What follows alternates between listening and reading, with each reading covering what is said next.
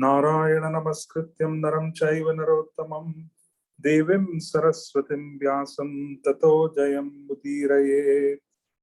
Om namo bhagavate vasudevaya. Om namo bhagavate vasudevaya. Om namo bhagavate vasudevaya. Hare Krishna. So we are continuing our discussion of the description of the kingdom of God. This is chapter 15 of Canto 3. And we want to conclude our discussion today. And in the previous session, which was before a week, I think 2 weeks now, because the previous week was Janmashtami week, we stopped at the stage of the Kumaras, who are the sons of Lord Brahma, entering into the Vaikuntha planets and who are then forbidden entry by Jaya and Vijaya, the two doorkeepers of Lord Vishnu. Now, we stopped there and we wanted to focus on the specific issue of how someone or personalities who could be a part of Krishna's eternal entourage, which is Jaya and Vijaya, are doorkeepers in the Vaikuntha Loka. They are not doorkeepers in the material sky. They are doorkeepers in the Vaikuntha Loka. Then how is it that they start falling down? Because how is it that they make a mistake?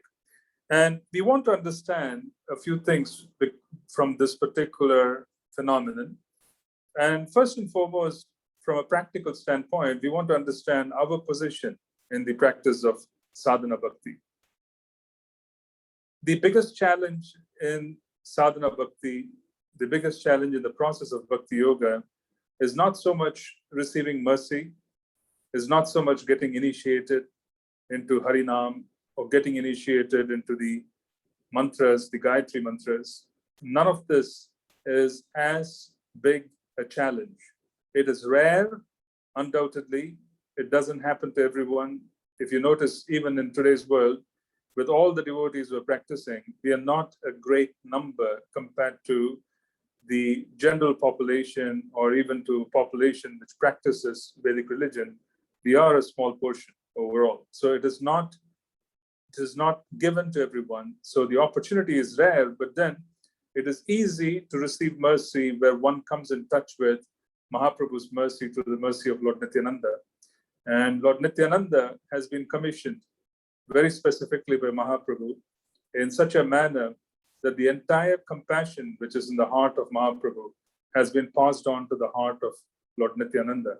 And as a consequence, he is distributing Premanam, the Nam which is associated with the love of Godhead. Premanam is the Nam chanted in Vraja, in eternal Vraja. It is the Nam chanted with complete cognizance of one's identity in the spiritual world, with complete cognizance of the nature of Krishna, the nature of his pastimes, and then one's own nature and the connection between the two. So there is complete Sambandha Gyan. And then because of very deep Sambandha, which involves love, which is prema, and which also involves complete surrender, the quality of bhakti, which is abhideya, service. Bhakti is service, bhakti is abhideya, or activity. That entire aspect of bhakti is completely cognizant of the identity, sambandha, between the chanter of Harinam and the object, which is Krishna. So there's no difference between the name and Krishna, but while there's Premanam that is being chanted, then there's complete cognizance of one's position in the spiritual sky. And as a consequence, when one chants Harinam in Prema, then one is chanting Harinam and calling on Krishna's names, just as one would in Vrindavan, where Mother Yashoda, she does not need to be schooled. She does not need to be told about the qualities of the Lord. She does not need to be taught the position of who she is in relationship to the Lord. And she's calling upon Krishna's names, or when the Gopas are calling upon Krishna's names, or when the other associates of the Lord are calling upon Krishna's names, then they are not in ignorance. They are in complete knowledge. And as a consequence, when they call upon Krishna's names, Krishna appears fully. So when we call upon Premanam, whilst being in this body, while calling on Harinam, then Krishna and Srimati Radharani and their entourage, they appear in our heart. Our heart becomes Vrindavan. And then there is an immediate opportunity for service whilst being in this body. So it's not so much a fictional arrangement. It is highly documented, and it is a process that is so well documented that one has steps, there are milestones, and then there are very clear steps on how one evolves from one stage to the other. So this cannot be documented unless the process itself has been experienced fully by the predecessor acharyas. So it's been highly documented. And there are multiple Shastric versions. There is the Bhakti Rasamrita Sindhu, there is Madhurya Chinta Kadambini, and then there is the other Rasika literature written by the 6 Goswamis of Vrindavan, where they have shared their experiences. And then there is Chaitanya Charitamrita, which captures all of the writings of the Goswamis in very simple to understand language by Srila Krishnadas Kaviraj Goswami. Because the writings of the Goswamis are very complex. They're written in Sanskrit. They're complex because one needs to be scholarly for them to fully understand and comprehend and digest the writings of the Goswamis. However, Srila Krishnadas Kaviraj Goswami, he was associating with Jiva Goswami Pad while he was in Vrindavan. And he took association of the other Goswamis, and he practically wrote all their teachings and encapsulated it in the Chaitanya Charitamrita. So when Premanam is being chanted, one is acting as one would in the Chaitanya Charitamrita, as a personal associate and the entourage of Lord Gauranga. Now, the point is that this is being distributed by Lord Nityananda, because Lord Nityananda has been given the full storehouse of Prema. The most confidential compassion of Srimati Radharani has already been passed on to Lord Nityananda, because Lord Chaitanya is Radharani. So he desires to offer his entire compassion to Lord Nityananda, and Lord Nityananda becomes mad because the compassion of Srimati Radharani is boundless. Just as Krishna is limitless, absolute, Srimati Radharani's ability to serve and to love him is boundless. There really isn't any limit. Now imagine being imposed upon that kind of compassion by Lord Chaitanya. Lord Nityananda, he started becoming divinely mad. He became divinely mad as he was carrying this compassion. He distributed it. He distributed it, and as he sang Harinam and he distributed it along with Haridas Thakur, we received the same Harinam through disciplic succession, and then we have received it through our spiritual masters. So receiving Harinam, getting initiated once, getting initiated twice is a rare event, but it is not impossible. It is not impossible at all. The reason is because this is the intention of Lord Gauranga, and Lord Gauranga's intention is being carried forward by Lord Nityananda himself and his representatives who are coming in the line of Lord Nityananda. They are practically the spiritual masters represent Balaram. The spiritual masters carry the potency of Balaram. He is Sevaka Bhagavan. He wants to render seva. That seva propensity is being passed on to the spiritual master, and the spiritual master instructs the disciples. So it's coming from one level to the other. So that is not a rare opportunity. So we are not really talking about being initiated once, initiated twice. I'm sorry, it is a rare opportunity, but it is not impossible. It is not an impossible situation. It is not a difficult situation because it has already been ordained by Lord Chaitanya. It is his will. So if it is his will, who can stop his will in any part of the world? The entire group of demigods are in complete cooperation with Lord Chaitanya's movement. Everybody knows he is the Yuga avatar. Everybody knows who is practicing Harinam, and they render cooperation in our day-to-day existence because they are all aware that we are trying to serve Lord Chaitanya's mission.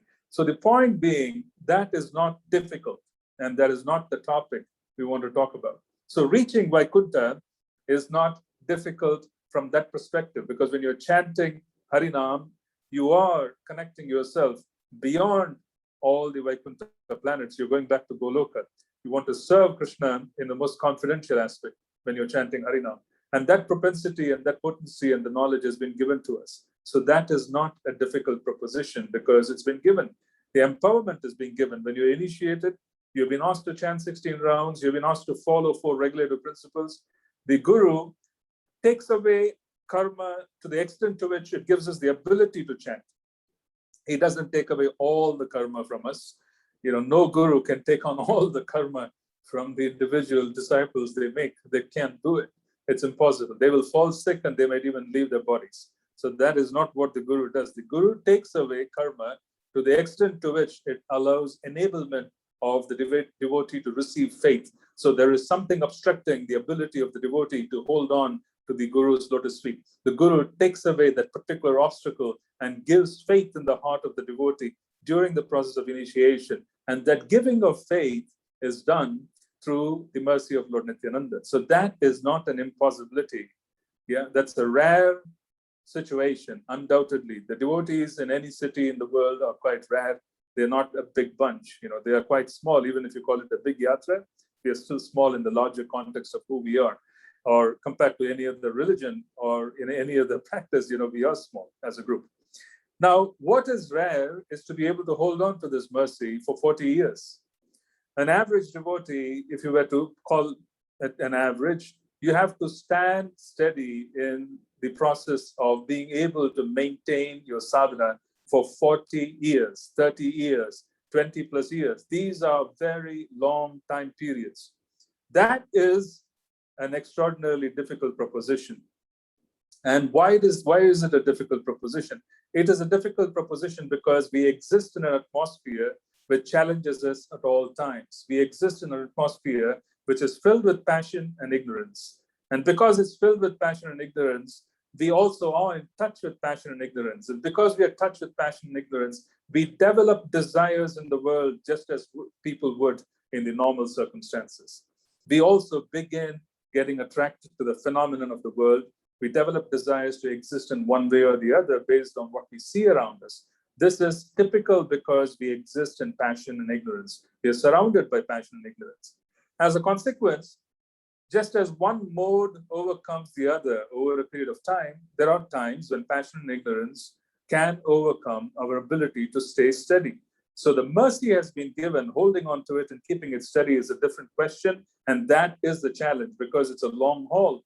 And whenever you talk about a long haul, when you talk about 30 years, when you talk about 40 years, which is what our sadhana is, and sometimes it crosses over beyond one lifetime to 2 lifetimes and 3 lifetimes, then you are talking about a very long haul. Now, holding on to something for a very long time is very difficult.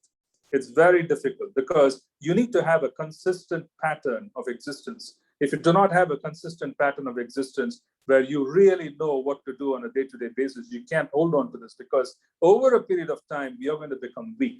Srila Prabhupada talks about it quite elaborately in the 8th canto, 2nd chapter. I think it's verse 30 or 31. I don't recall exactly, but we could look it up. It's verse 30 or 31. This is when Gajendra, the elephant, steps into the water and his feet are caught by the crocodile. And he is struggling to free his feet. The crocodile is gaining in strength. The crocodile is gaining in strength. And then Gajendra is getting weakened. As Gajendra is getting weakened over a period of time, and the crocodile is gaining strength, a particular realization that comes is the crocodile is gaining strength because crocodile is in the natural phenomenon. It is practically situated in water, which is its habitat. As a consequence, it is not weakening its position. It is actually strengthening its position because it is where it's supposed to be. You see, Gajendra, on the other hand, the elephant, it's a land animal for most part. He steps into water, he takes a shower, he has a bath, he drinks water, he steps out. He is a land animal. So he's out of his element. He is practically in an environment which is considered to be out of his element.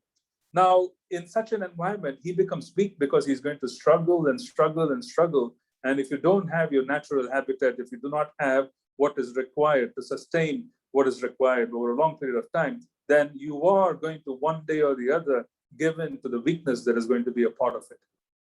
Srila Prabhupada writes the purport for that verse, 2, 8, 30 or 31, I don't recall, saying that this is the reason why devotees must find their place in society. They must really know where they are. They must understand where they are, what the challenges are, and they must learn to adapt and be in a situation where they can gain strength year after year after year.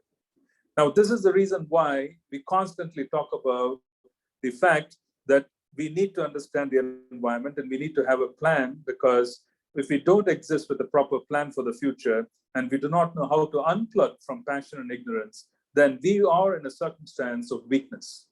Yeah, because devotees are struggling against a phenomenon of weakness. They're struggling against passion and ignorance. And you can't do it for 40 years. You can't do it for 30 years. You might be able to do it for 10 years, 5 years sometimes. And even in those years, then you have your bad days and you have your good days. But then you can't really maintain the tempo for a long time because you are in an alien environment. So we need to kind of get our ideas together to find out what is it which is best for me in the long haul? How can I maintain my Krishna consciousness? What is it that I need to do? How should I change my future? Or how can I situate myself in more natural surroundings that would allow me a deeper absorption for service and deeper opportunity for service so that I can maintain my Krishna consciousness? So this is a much broader plan, and we spoke about it in the previous session. We spoke about it in the session prior to that. We speak about it quite often because this is the biggest difficulty the community of devotees face. They are actually immersed in passion and ignorance, and as a consequence, they're fighting. And then one can't really keep up the fight for too long because there's going to be one day when they got to give in. Yeah, because Krishna's material energy is very powerful. It's very powerful. So we really shouldn't have illusions that one can take the fight to material energy unless we are working on ourselves and we are able to have a plan, a grand plan of being able to unplug so that we have our strength being strengthened on a day-to-day basis, which means you recognize where you ought to be, you recognize that there's a need for greater contact, you recognize that there's a need to unplug, and then you have the ability to add to your day's strength on a day-to-day basis. So every day as you contribute to Krishna consciousness, then the next day and the week after and the year after, then you are becoming strong. You are not like Gajendra, who is becoming weak. You are basically in your own natural habitat, which is charged with bhakti, and as a consequence, you're becoming stronger. So this is very important. Now, how do you maintain this other than having a plan? You can have a plan to unplug, and you can have a plan to unplug in such a way that there can be deeper absorption and service, whilst there is a reduced contact with the material world. So this is a more of a financial, existential plan. And this is something that everybody should get into regardless of the age, because it is a phenomenon that's going to affect every one of us at some point or the other.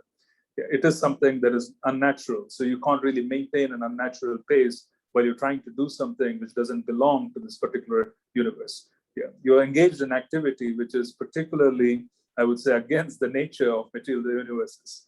You're not engaged in activities which are basically in line with material universes. As a consequence, you need to have a plan that allows greater absorption. But how do you maintain things on a day-to-day basis while having a grander plan? This is very contextual. It is contextual because, as we spoke earlier, receiving mercy is not an impossibility, because Lord Nityananda is very determined to give mercy. He's distributing it in the streets of the world, every corner of the world. So that is not an impossibility. Maintaining it is. So how do you maintain it on a daily basis? The maintenance part is what Lord Chaitanya instructed us about. He spoke about Trinadapi Sunichena, Taroriva Sahishnuna, Amani Manadena Kirtanya Sada Hari. But what is Trinadapi Sunichena? Trinadapi Sunichena is to be as humble as a blade of grass. Yeah. And as tolerant as a tree, and then being able to be devoid of false pride so that we give respect to everyone. And then that allows us to chant forever, Kirtanya Sada Hari. So our objective is Kirtanya Sada Hari. Our objective is Kirtanya Sada Hari. So how do you go from a very unstable day-to-day circumstance where each and every day is a hit or miss, and we don't recognize it because we don't know, but we do, the others who are watching us from above, they do know that every day is a hit or miss. Yeah, they're fully aware. So how do you go from a hit or miss to being consistent and to be able to build towards a stronger future? And you have a grand plan, but then between now and the grand plan, there are many, many years. How do you exist and function in society? That is Trinadapi Sunichena. Trinadapi Sunichena, in essence, requires a certain mindset. It is not so much about falling at the feet of devotees. It is not so much about groveling at the feet of devotees and then being timid and losing self-esteem. It has nothing to do with any of that. Trinadapi Sunichena has everything to do about being able to accept life as arranged by Krishna. We need to wake up every morning and understand that we need to practice Trinadapi Sunichena, where we need to accept that today what has been arranged by you, Krishna, is what has been arranged by you for my progress. So we need to remind ourselves that the morning, the day that is following has been arranged by the Lord. Accepting things as if it has been arranged by the Lord is humility. Accepting the world as it is being arranged by the Lord is humility. And then having the courage to act upon what is being given to us with great fortitude is, again, Taro Iva Saishnuna. We tolerate the circumstances of life. We humble ourselves and accept what is Krishna given us, whatever Krishna has given us on a day-to-day basis. And then we have the ability to offer respects to all others. When is it that when people become envious? When is it that devotees become envious? Whole topic of offenses, the whole topic of offenses starts with false pride. Yeah, we don't offend unless we are body conscious. We do not offend unless we are body conscious. We are conscious of who we are to such an extent that our pride gets wounded and then we retaliate in certain ways. And our pride can get wounded even with no one intending to wound our pride.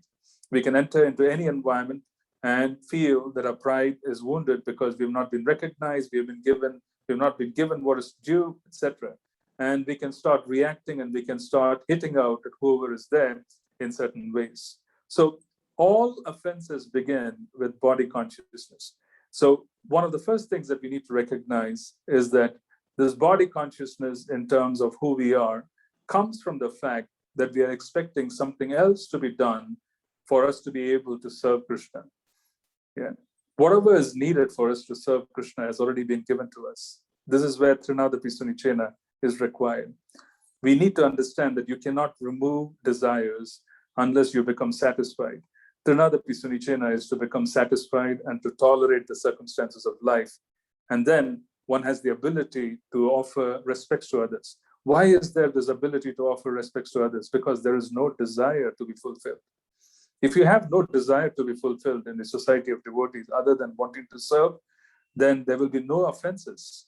The reason why there are offenses is because there are so many desires that are waiting to be fulfilled in the society of devotees. And if those desires don't get fulfilled, people become offensive to each other. They become envious. Yeah, they're expecting one treatment or the other. They're expecting one kind of situation or the other. It's quite complex. The point I'm just wanting to make is that Trinadapi Sunichena is all about being able to accept what has been given to us. And this is including facilities for life. It is including facilities for life. It is including what we have in terms of infrastructure in life. It is including what we have in terms of challenges in life. People have challenges in economics, they have challenges in relationships, they have challenges even in health, and they may have other more complex challenges. Accepting all of that as a part of what Krishna has ordained for us to come closer to him is the first step. That is Trinadapi Sunichena. Taro Iva Saishnuna is to tolerate the circumstances. Then one has the ability to receive the intelligence for them to be able to move forward. If you practice this on a daily basis, to write down Trinadapi Sunichena and saying that whatever is happening today, Krishna, it is to come closer to you. You are making this specific arrangement so that I could come closer to you. If I'm going to be meeting someone, if I'm going to be interacting with someone, then I'm interacting with someone, I'm meeting someone because you want me to meet them. This life has been given by you to me so that I could come closer to you. Every day when the practice of Trinadapi Sunichena becomes internalized, and then we slowly, steadily move forward, then that is when we have the ability to not be affected by the environment because we don't receive what we think we should receive. Otherwise, what would happen is that you would simply, one moment, please, I think. Sorry. So otherwise, what would happen is that for most part, we would start making plans for ourselves. We would start making plans for ourselves which are basically not aligned with Krishna in trying to solve many issues. We need to accept everything as being Krishna's arrangement first. On a day-to-day basis, Trinadapi Sunicena is required because material desires themselves are desires that come due to the fact that we are in touch with passion and ignorance. So desires can come, there's no doubt. But if you already have the ability to accept what life has offered you and to be grateful and to be able to act upon it and to take courage from the fact that Krishna has made this arrangement, so Krishna can't be wrong, then we have the ability to solve the problems as well, because Krishna will lend a hand. Because then he would want to give us a hand because he wants us to chant as well. Kirtane Sadahari. So the point we are wanting to make is maintaining devotional service for the very long haul seriously requires Trinadapi Sunicena Taroriva Saishnuna. We need to be able to tolerate circumstances of life. We need to be able to accept everything that's been arranged by the Lord as Krishna's personal arrangement for us to come closer to him. The moment our mindset changes to accepting things as if they have been arranged for our benefit, then we will see things clearly. Until then, our intelligence will fight and fight and fight because it is not being able to adjust to the environment that Krishna has created for our advancement. Complex environments are required. Complex environments are required for us to be able to narrow down our focus in wanting to serve. You see, we cannot penetrate material energy unless there is a laser-like focus. The laser-like focus is not possible when everything is going well. Sometimes challenges allow us to have a laser-like focus. It allows us to take away whatever is on the table, throw everything away into the bin, and then rearrange life so that we can focus on what's more important. So sometimes we need challenges for us to be able to understand what is a priority.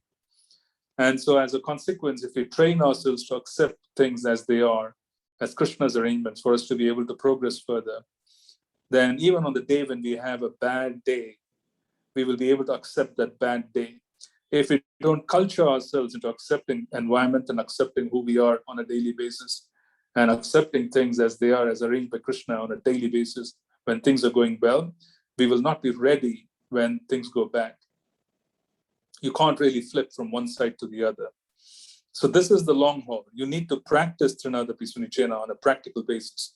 The practical basis that I'm suggesting is to accept what you have today and to understand that this is an arrangement of the Lord. Imagine this. Krishna says that I'll preserve what you have and I'll carry what you lack. He says, I will preserve what you have and I will carry what you lack. This is 9.22 Bhagavad Gita, right? So is he joking? Is he saying this in a jest where he says, I'll preserve what you have and I'll carry what you lack? Or should we imagine that he hasn't done it yet and he's going to do it 2 days from now or 1 week from now? The answer is no, he has already done it. So each day when we wake up in the morning, please read 9.22 and come to an understanding that Krishna has already preserved what we have and he's carrying what we lack. Every arrangement that he has made so far has brought us closer. We accept whatever is today as his arrangement. And this arrangement is the best arrangement for us to move forward. And we need to basically take advantage and move forward. So this is Trinadapi Sunicena. 9.22 can translate into Trinadapi Sunicena, accepting that Krishna has already made the arrangements and he is already preserving what we have and he's carrying what we lack and we are wanting to move forward. This is Trinadapi Sunicena. So when we do this and we accept all kinds of trepidations and challenges and good and bad days in this particular mood, then we have the ability to come closer and closer to Krishna because we are accepting everything as his arrangement. Then he will eventually create an environment and he will create an arrangement for us which is very conducive. This attitude and this practice has to combine with a larger big picture goal of unplugging. Both have to come together.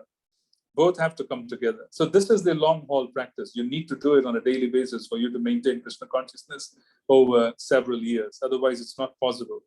If you cannot accept each and every day as Krishna's arrangement, appreciate it, and then understand that this has been given for me to advance, then we will constantly be trying to make changes to our life.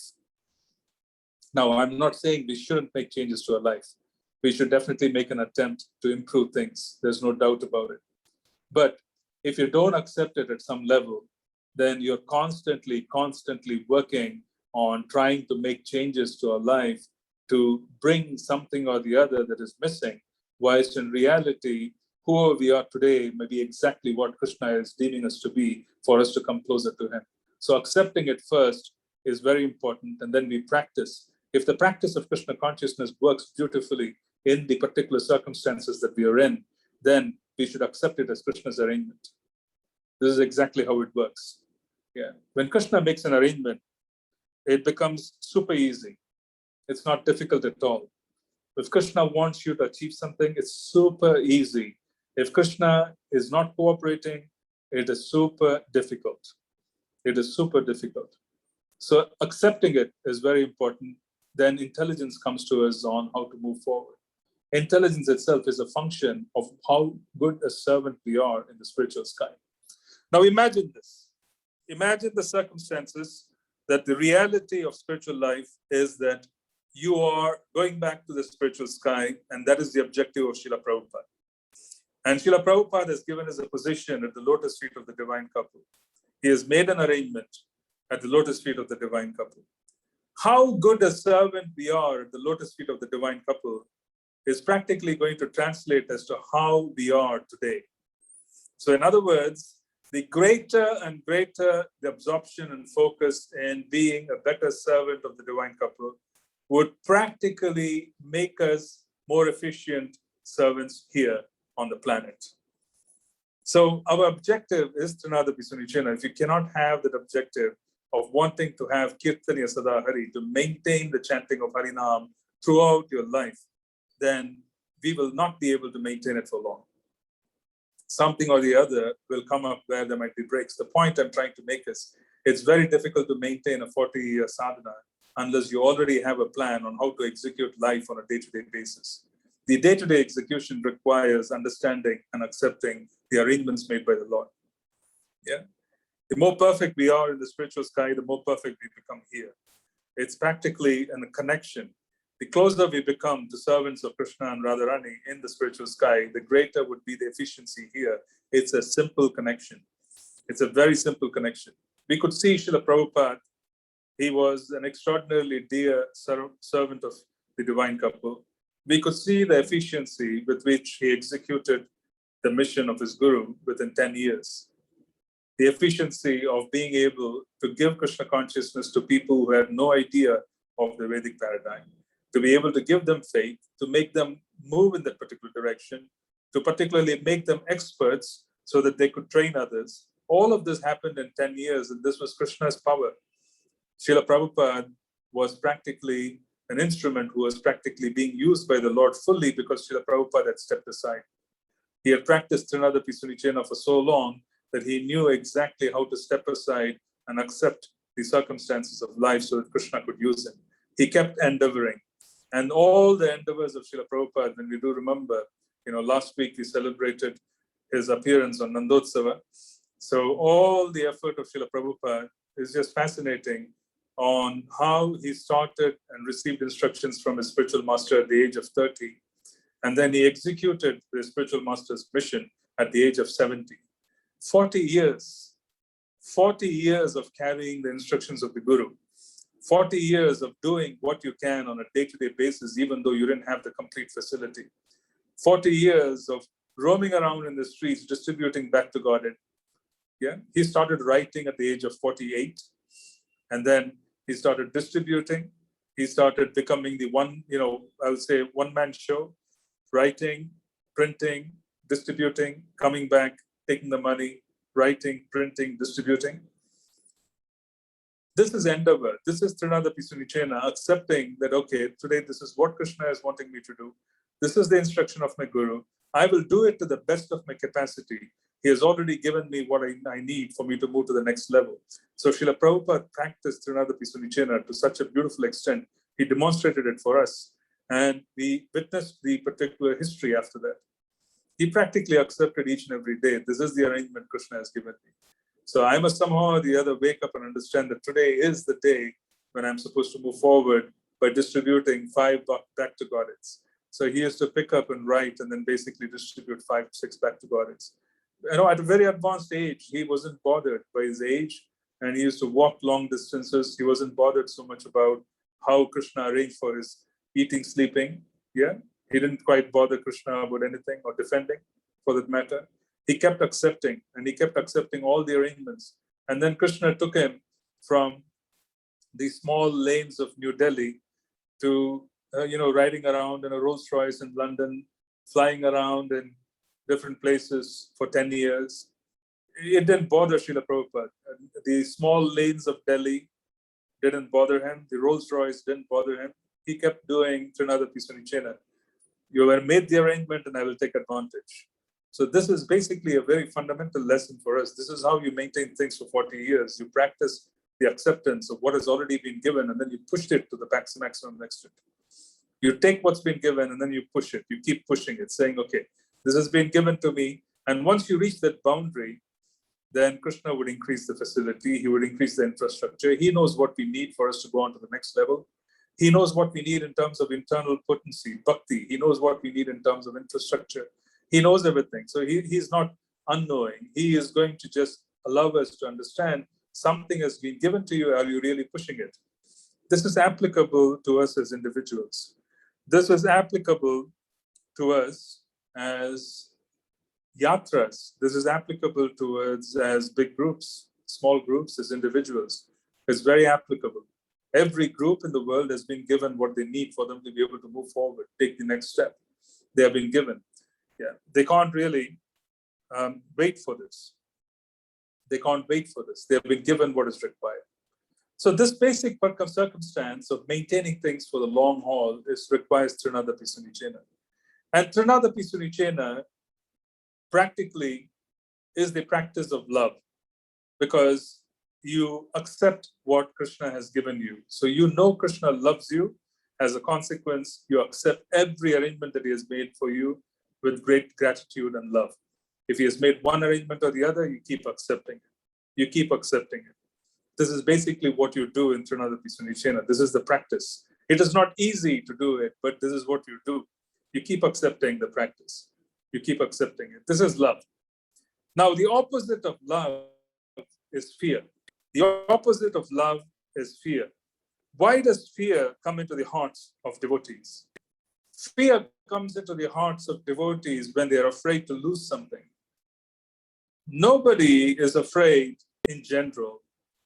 They are afraid because they're deeply desiring something, or they're deeply attached to something and they're afraid to lose it. Now there's fear. Now this fear cannot coexist with love. Fear cannot coexist with love. You cannot coexist with love. These are two sides of the same coin. You cannot have fear and you cannot have love on the same platform. Love is Trinadapi Sunichena Tarori Vasaishnuna, accepting the arrangement made by the Lord, constantly accepting it and being able to move forward and be able to take the particular opportunity from one level to another. This is Trinadapi Sunichena. Yeah, this is love, because there's firm conviction and faith that Krishna is making all the arrangements and Krishna is not going to let us go. The opposite side is, I have multitudes of desires, and these desires themselves are a product of passion and ignorance. And because these desires themselves are a product of passion and ignorance, I develop fear, which is a function of the mode of ignorance, and I develop all kinds of attachment, which is the function of the mode of passion. So in reality, when we experience fear, we are experiencing that because we have desires. Desires produce fear. Desires of a material nature produce fear. Desires in the spiritual sky do not produce fear. They manifest. If someone wants to serve Krishna in a certain way, the facility for serving would come. It may take some time, but it will come. Desire and fear of a material nature in terms of material objectives, attachments, of not wanting to lose something, not wanting to be deprived of something. All of these are symptoms of material nature. So fear is a symptom of material nature. Love is a symptom of the spiritual sky. So in reality, one cannot be Trinadapi Sunichena whilst being in a lot of fear. You cannot have Trinadapi Sunichena and fear together, because you cannot have love and fear together. You can't have both. You're either fearing Krishna or you're loving him. If you're not able to accept the arrangements made by him, then you're going to be in fear, which means that you don't love him or you don't believe that he loves you. So it's just a practical function of understanding that fear in material nature has everything to do with material desires and attachment. And we're always afraid to lose something. And as a consequence, we are afraid. This is the mode of ignorance. The greater and greater we learn how to accept life as arranged by the Lord, and we practice it when the going is good, then we would also be able to come and fall back on this particular teaching and expectation of Lord Chaitanya when the going is bad. It is simply a function of daily practice. This is how we maintain it. Now, coming to our specific section of Srimad Bhagavatam, the four Kumaras are entering Vaikuntha, and while they're entering Vaikuntha, they're actually observing Jaya and Vijaya, and Jaya and Vijaya are agitated. They are quite agitated, even though they are residents of Vaikuntha, they're agitated. This compares to our situation where we have been given an objective of serving the divine couple in Vaikuntha, but we are existing in touch with material energy.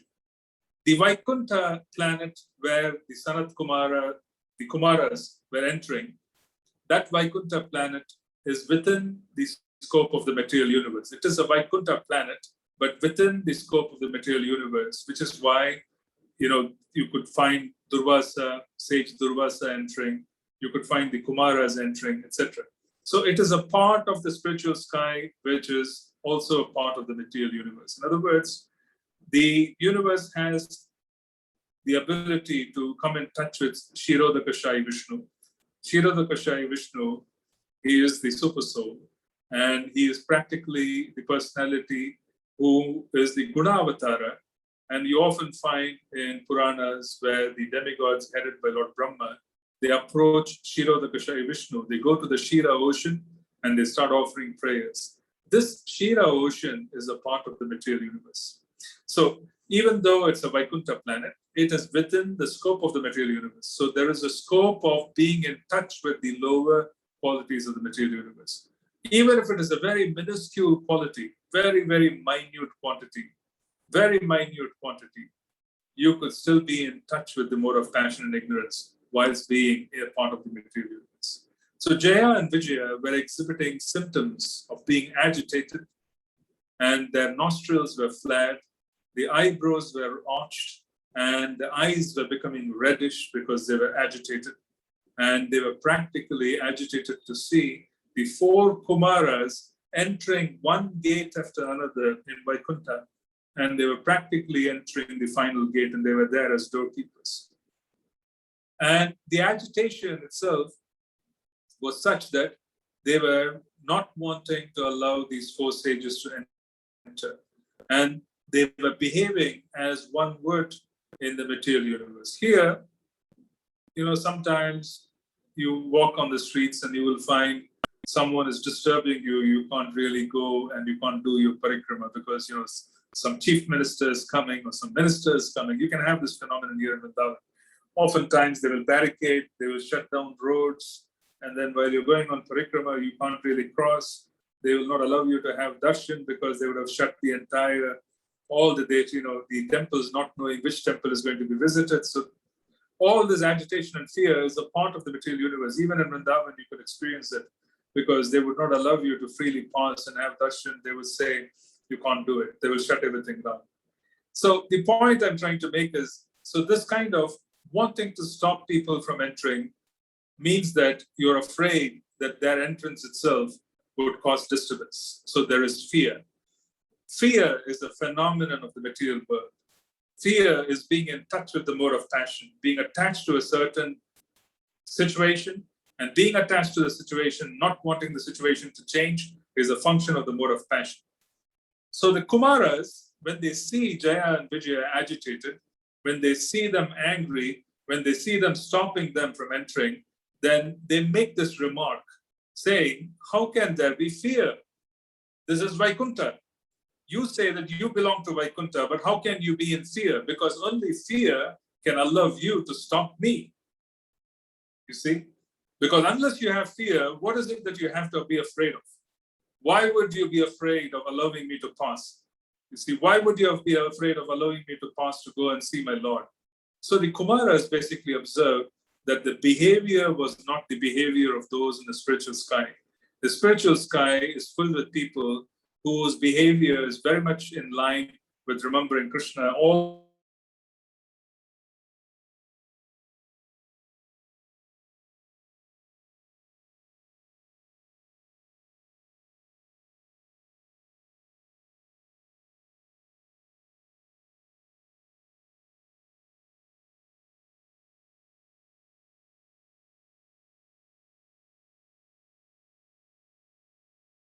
things. This is exactly what happens to devotees as well.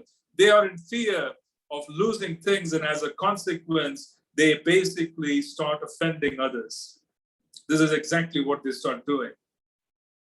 There's almost a culture of fear of losing this, losing that, losing this position, someone wanting to take away my responsibility, maybe someone is invading the powers that I had.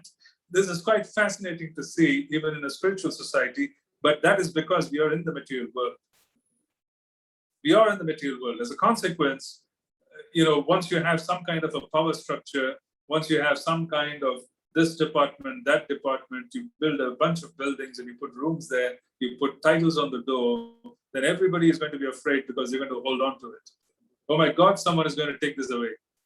This is a material phenomenon. This is simply a material phenomenon. All of us, I have worked in the corporate world. Most of you have worked in the corporate world or working in the corporate world. This is seen every day in the corporate world. There's intense politics as you go higher. As you go higher and higher and higher in the corporate world, the politics becomes greater and greater, where there's nothing but politics. There's just nothing but politics if you go higher. There's very little work done. It's just politics. You just want to maintain your seat because you're just afraid that the fellow who is coming next is going to take it away, which is what happens to the politicians. They come for 4 years, they come for 5 years, they get elected, and all they're doing in those 5 years is ensuring they're going to come back again. This is all they're doing. So very little work gets done in any parliament in the world, because all they're doing is trying to hold on to what they have because there's so much fear. This is a material phenomenon because material phenomenon means being in passion. Passion means desire. Desires means lust when they intensify. And lust means basically there is going to be anger if that particular lust is not fulfilled. This is the material phenomenon. So there was great surprise from the Kumara brothers when they saw that this agitation of actually the stopping of the entry by the Vaikuntha doorkeepers was out of place, because they really thought there's really nothing in Vaikuntha where people would be afraid of. Why would there be fear? Fear is a phenomenon of the material world. Because you're experiencing the fear, which is a phenomenon of the material world, you don't belong to the spiritual sky. You need to go back to the material world. So this was particularly the curse. There was a logical extension of the Kumara's thinking that because you're acting in fear, I'm going to send you down. That's it. This was a Brahminical curse. When a Brahmana curses, then the universe is supposed to obey and change everything to fulfill that curse. This is how it happens, which is the reason why a Brahminical curse is very difficult to shake off. You see it throughout Srimad Bhagavatam. You see it here. You see it in the 6th canto. You see it throughout, where Brahminical curses are very, very difficult to shake off, because the universe practically has to obey that. Because the Brahmana has resources, they have power, and because of their potency, they have the ability to practically rearrange the life of the individual they're cursing to. This is exactly what happened here. They practically fell down from the position. This is how devotees fall down. Devotees fall down because there's fear. And whenever a devotee has fear, especially if you have fear while entering the temple, if you have fear in your service, if you have fear because you're sitting in a certain kind of service and you're afraid someone is going to be taking it off, then you're better off working on ourselves, because this is dangerous and simply is an indication that we are overly concerned about what is ours and how it needs to be preserved. It's a dangerous situation. This is where politics begin. Religious institutions have more politics than the parliament in any country.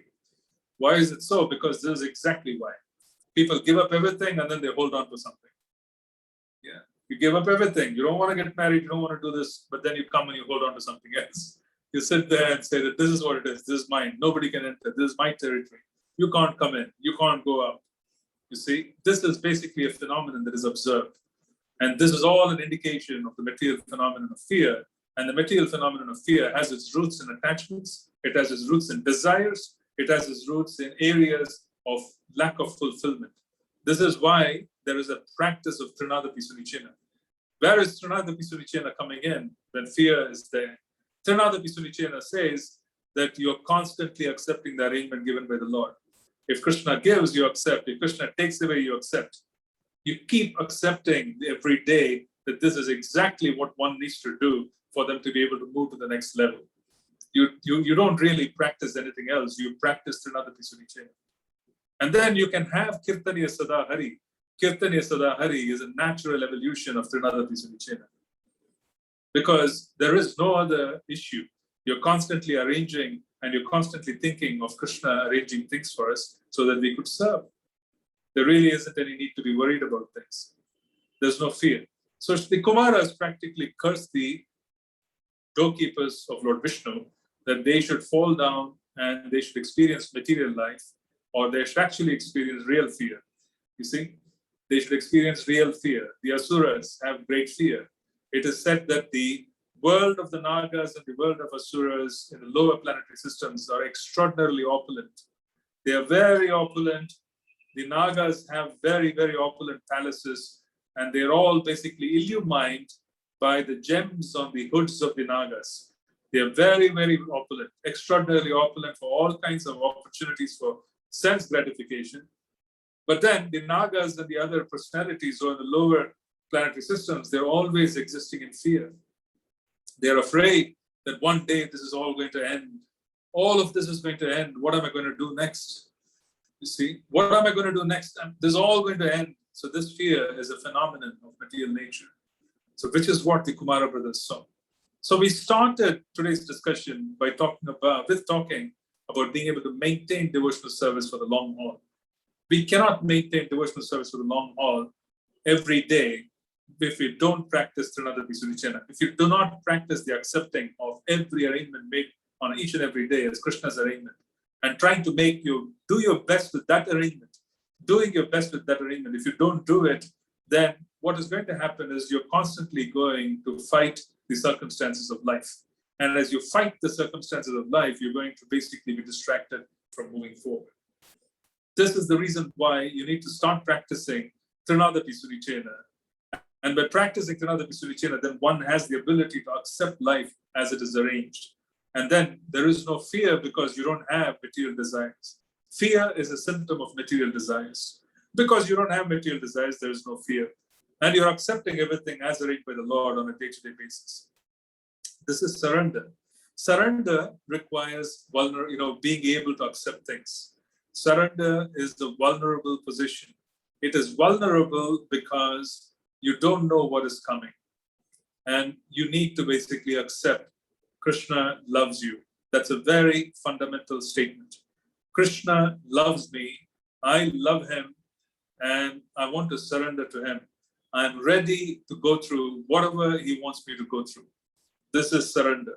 It's a vulnerable position, and it is not easy to do. Even if you start doing it on a daily basis and you say this to Krishna, saying, Krishna, do whatever you want to be, please. Krishna, I want to come as close as possible to you. As you say it, you will find that your throat is choking a little bit. You're a little afraid. What is Krishna going to take away tomorrow? What is he going to do to me? Is he going to keep this way? Is he going to take me to a job? He may take away this, he may take away that. This is fear. This fear is because we're very attached and we have all kinds of desires. This is basically what the Kumaras saw in Jaya and Vijaya. So the practice of Trinadapi Sunichena on a day-to-day basis and being able to accept the arrangement of the Lord is a part of the culture of chanting Harinam. If you can't do this on a day-to-day basis, there will be days when you will find that the arrangement made by the Lord is not to our liking. As a consequence, we would start fighting that arrangement, and then that would be life for the next 10 years.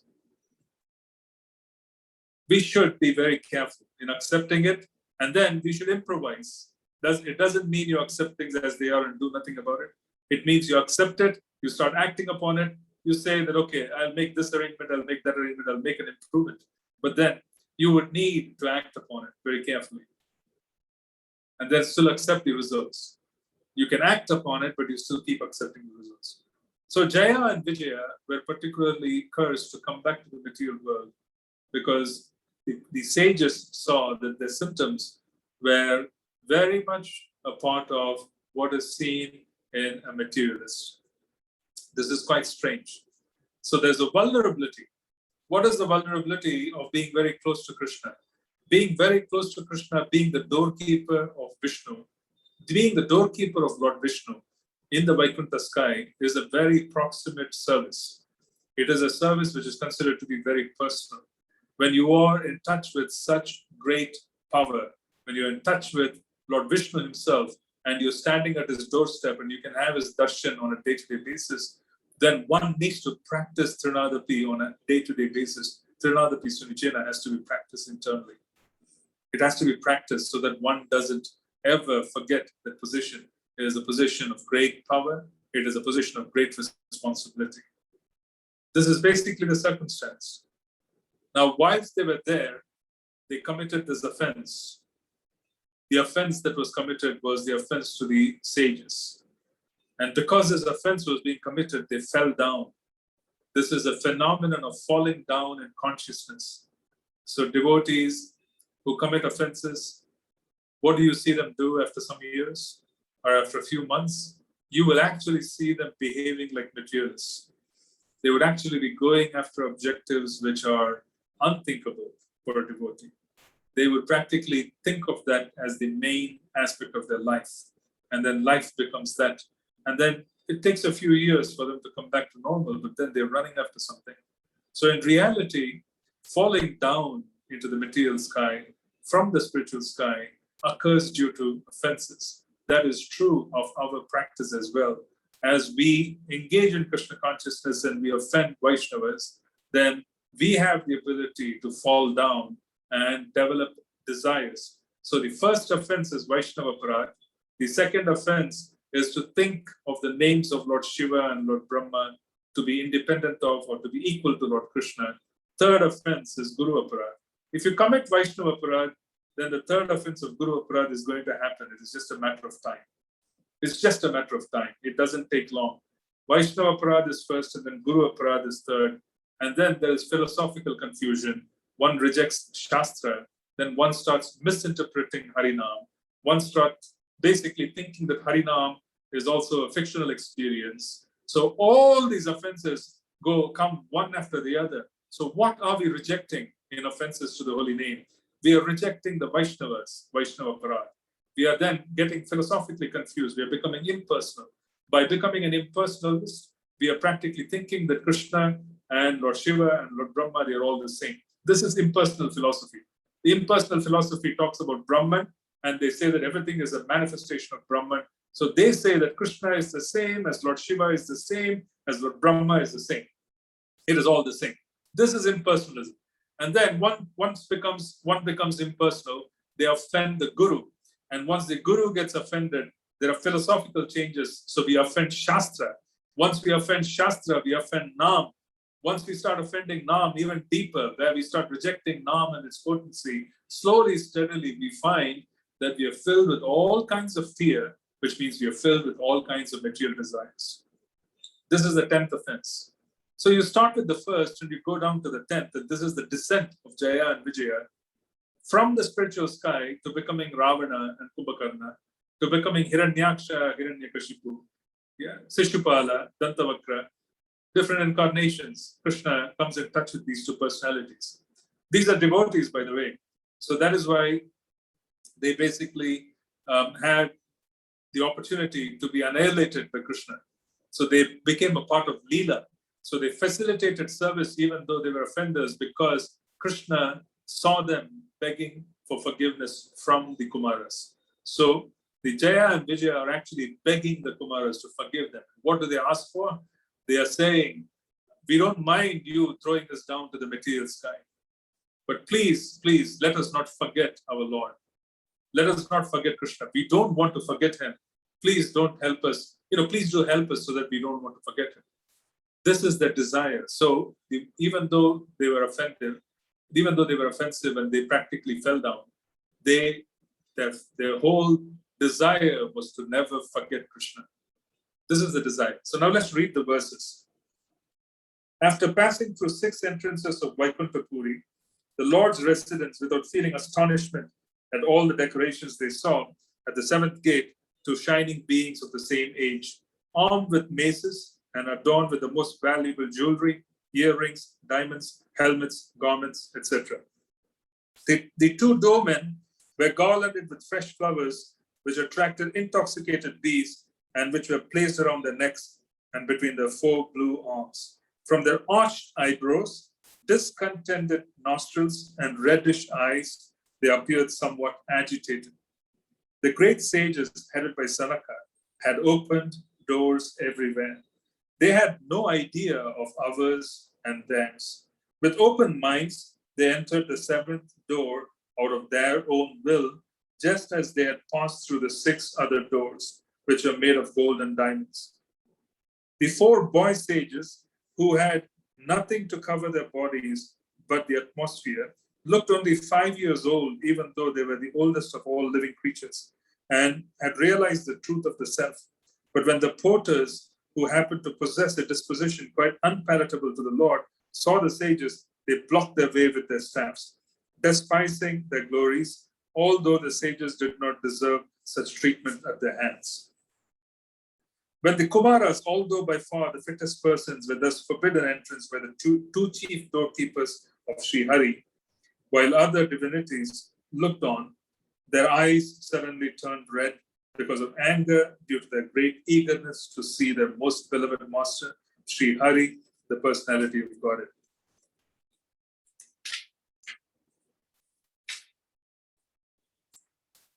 The sages said, who are these 2 persons who have developed such a discordant mentality?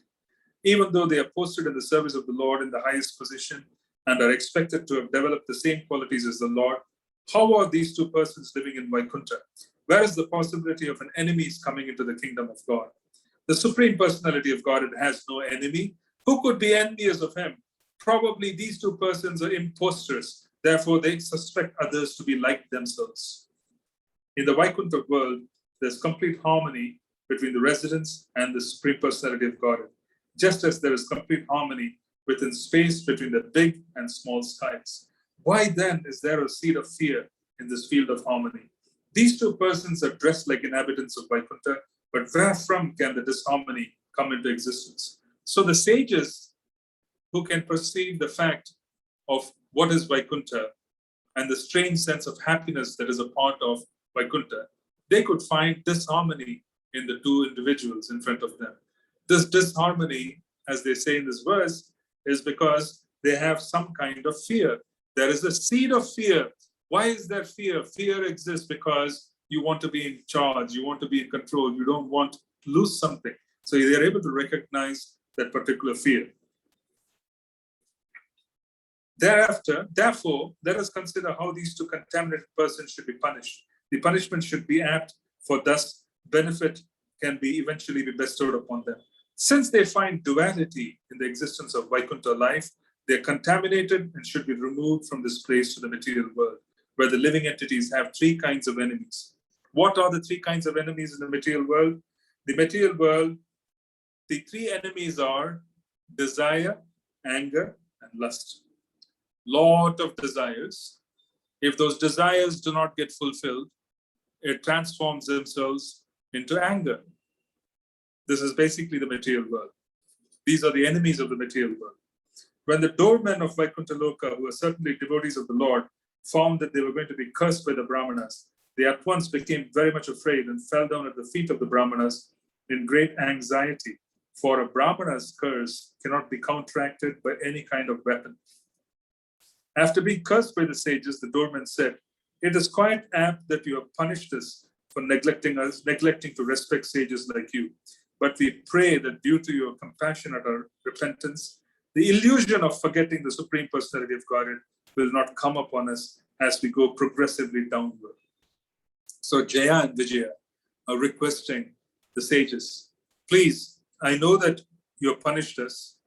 We know that you have punished us for neglecting to respect you, but we are just wanting your compassion. Please don't put us in the illusion of forgetting the Supreme Personality of Godhead.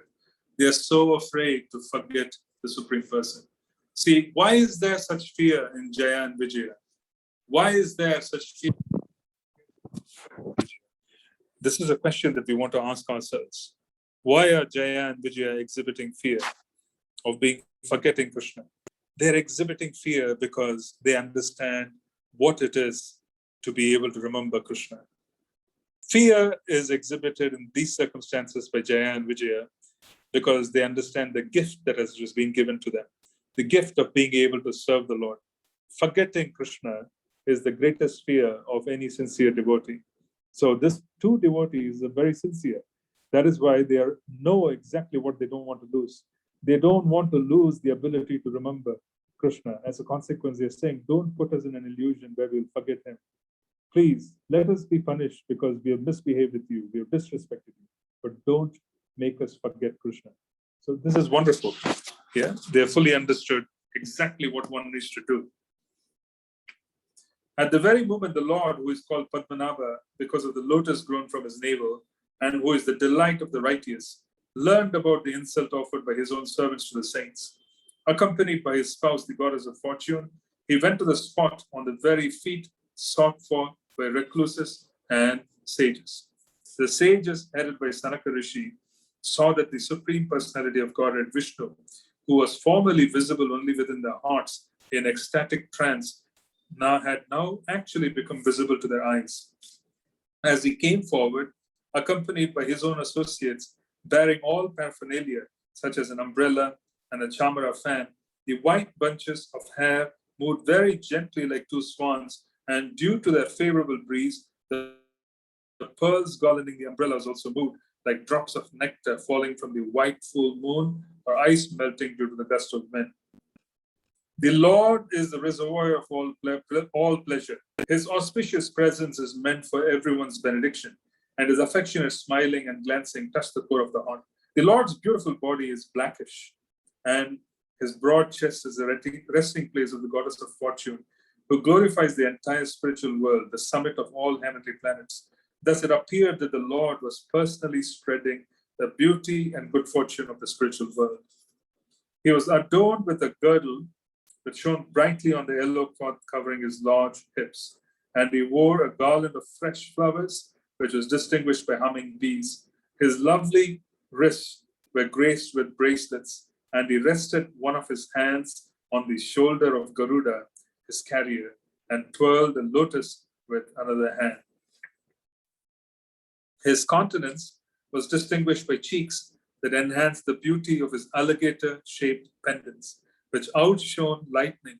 His nose was prominent, and his head was covered with a gem-studded crown. A charming necklace hung between his stout arms, and his neck was adorned with the gem known by the name Kaustuba. The exquisite beauty of Narayana, being many times magnified by the intelligence of his devotees, was so attractive that it defeated the pride of the goddess of fortune in being the most beautiful. My dear demigods, the Lord who thus manifested himself is worshipable by me, by Lord Shiva, and by all of you. The sages regarded him with unsated eyes and joyously bowed their heads at his lotus feet. When the breeze carrying the aroma of tulsi leaves from the toes of the lotus feet of the personality of Godhead entered the nostrils of those sages, they experienced a change both in body and in mind, even though they were attached to the impersonal Brahman understanding. So, The sages, the Kumaras, were Brahmavadis. They were not Mayavadis. In other words, the Mayavadi philosophy does not accept the form of the Lord as being eternal. So there is Bhagavan, there is Paramatma, and there is Brahman. So the Mayavadi philosophy does not accept the presence of the Paramatma and the personal form of the Lord, because their point is that all of that is impermanent. And if there is any form, it is impermanent. Only Brahman exists. This is the Mayavadi philosophy. So all the leelas of the Lord and everything is temporary. It is like a material phenomenon. So this is how cursed the philosophy is. Imagine thinking that every pastime of the Lord was nothing but a material pastime. It ended with the world. It is just like my pastime, your pastime, everybody else's pastime. It is just basically, what I would call as a phenomenon that comes and that goes, and it's pretty much, that's it. You can't really say it's permanent. This is the Mayavadi philosophy, because they don't accept the personal form of the Lord. The Leela is also rejected, and then they only accept this Brahman.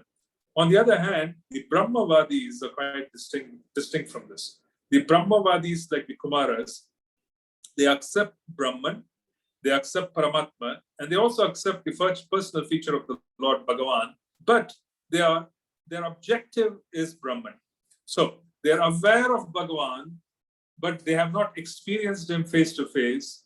They are aware of Paramatma, but their objective is Brahman. So they're called Brahmavadis. So they are impersonal in terms of their objectives, but they are not offenders like the Mayavadis, who say that even Bhagavan doesn't exist and his features are also temporary. So in that particular context, when the Kumaras, they came in touch with Krishna, Lord Narayan, and they bowed down to his lotus feet, their nostrils captured the smell of the tulsis. The tulsi, which was adorning the lotus feet of Krishna, had such a beautiful aroma that the aroma of the tulsi entered into the nostrils of the Kumaras as they bowed down. And that produced an immediate change in their entire existence. There was an immediate change. They could experience it. And that change was that they became bhaktas. They went from very elevated Brahmavadis to becoming personal devotees of the Lord. They became bhaktas. This is a complete transformation that occurs because they come in touch with Krishna through their nostrils. They come in touch with Krishna's lotus feet and the smell of tulsi, the aroma of tulsi. The Lord's beautiful face appeared to them like the inside of a blue lotus, and the Lord's smile appeared to be a blossoming jasmine flower. After seeing the face of the Lord, the sages were fully satisfied. When they wanted to see him further, they looked upon the nails of his lotus feet, which resembled rubies. Thus they viewed the Lord's transcendental body again and again, and so they finally achieved meditation on the Lord's personal feature. This is the form of the Lord, which is meditated upon by the followers of the yoga process, and it is pleasing to the yogis in meditation. It is not imaginary, but factual, as proved by the great yogis. The Lord is full in 8 kinds of achievement, but for others, these achievements were not possible in full perfection. The Kumaras said, "Our dear Lord, you are not manifested to rascals, even though you are seated within the heart of everyone. But as far as we are concerned, we see you face to face, although you are unlimited. The statements we have heard about you from our father Brahma through the years have now been actually realized by your kind appearance. We know that you are the supreme absolute truth, the personality of Godhead, who manifests his transcendental form in the uncontaminated mode of pure goodness. This transcendental eternal form of your personality can be understood only by your mercy through unflinching devotional service by great sages whose hearts have been purified in the devotional way. Persons who are very expert and more intelligent in understanding things as they are engage in hearing narrations of the auspicious activities and pastimes of the Lord, which are worth chanting and worth hearing. Such persons do not care even for the highest material benediction, namely liberation, to say nothing of the other less important benedictions like the material happiness of the heavenly kingdom. O Lord, we pray that you let us be born in any hellish condition of life, just as long as our hearts and minds are always engaged in the service of your lotus feet. Your words are made beautiful. by speaking of your activities. Our words are made beautiful by speaking of your activities, just as tulsi leaves are beautified when offered to your lotus feet. And as long as the ears are always filled with the chanting of your transcendental qualities. O Lord, we therefore offer a respectful obeisances unto your eternal form as the personality of Godhead, which you have so kindly manifested before us. Your supreme eternal form cannot be seen by unfortunate, less intelligent persons, but we are so much satisfied in our mind and vision to see it. So this ends the chapter. That was the last verse. And we basically saw the servants of Lord Vishnu, Jaya and Vijaya. And we also saw the plea of Jaya and Vijaya asking the sages to ensure that they don't forget Krishna. Put us in any condition, but then please let us not forget him. And then we examined the fact that their behavior was observed by the sages as one that is done out of fear. And that fear is nothing but duality. Fear and love are two sides of the same coin. One cannot have both existing at the same time. The greater the fear, lesser the love. Greater love, lesser fear. Fear is a phenomenon of the material world. Fear exists because we have material desires. We have attachments. We don't want those attachments to go away. We are afraid to surrender. We are afraid to go and tell Krishna to do whatever it takes for us to come closer to him because we are afraid of him. We are fearing him. We are not loving him. But the goal of Krishna consciousness is to be able to love him, to be able to come to the platform of being able to say, do what you please because I know you love me. You can do whatever you want so that I could make some progress. I could be of some service to you. This statement cannot come when there's so much fear. And this fear itself comes because there is material attachment and there are, we are afraid of letting go and giving control to Krishna. That phenomenon needs to be corrected. And in the long haul, it needs to be corrected by daily practice of Trinadapi Samicena, where we start accepting all the arrangements made by the Lord on a day-to-day basis. And by doing so, we will have the ability to accept it. If you keep practicing, then you'll have the ability to accept everything. Then you will know how to deal with life.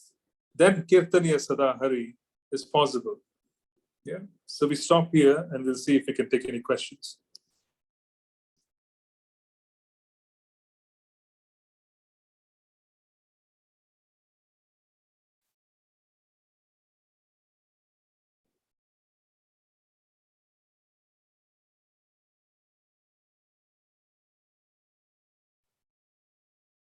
Okay, there seem to be a couple of questions in chat. In the beginning of the class, you mentioned about false prestige and envious. If a devotee is taking our devotional service away, even if we go to the temple to serve with love and sincerity, is it because of envy or because we must have done some offenses in the past? The answer to this is we don't need to analyze this as to why something happens. Instead, we simply accept it as Krishna's arrangement. That should be our first step. The moment you accept it as Krishna's arrangement, there would be what I would call as an opportunity for us to understand why there was a change in service. So for instance, someone has given us service, that service is being taken away and someone else takes it away. How can that happen in the society of devotees without Krishna intervening? How can anything happen to us if it specifically involves other devotees, if Krishna is not a part of it? This is a question that we want to answer. We should never ignore the Krishna factor in the environment that we are in. Krishna is always there. Krishna is always involved on a day-to-day basis with us. And as a consequence, we need to always remember that if Krishna is basically, if you're going through an experience, and if it is especially with a devotee, Krishna is involved. So we need to first of all accept it as, okay, this is your desire, Krishna. I don't understand why, but this is your desire. I accept it. Now, please give me intelligence so that I would know exactly what to do in terms of pleasing you. What is it that I ought to do next? So we continue serving in whatever capacity we can and whatever has been given to us. So that is a better approach because it's more consistent. Because services will come, services will go away. opportunities will come and opportunities will go away. Sometimes you're given big opportunities and then you kind of have to give it back. All of these are a part of how things move, but we need to accept everything as his arrangement. If you don't accept it, then there's danger that we could practically start thinking and, we practically start basically thinking of fixing it as we would, from a material perception, based on a material perception.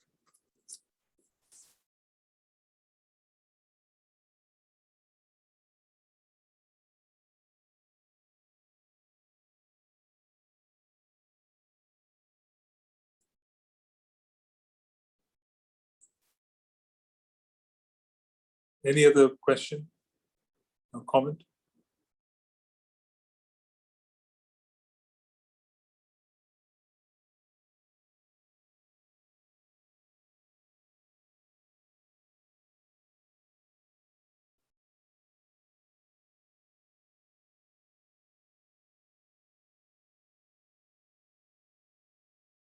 Okay, so I can't hear any more questions. I don't see any in the chat. So we'll end today's session. We will continue again the following week. It's a fresh chapter. That's chapter 16 of Canto 3. So, Hare Krishna. Thank you for joining us today.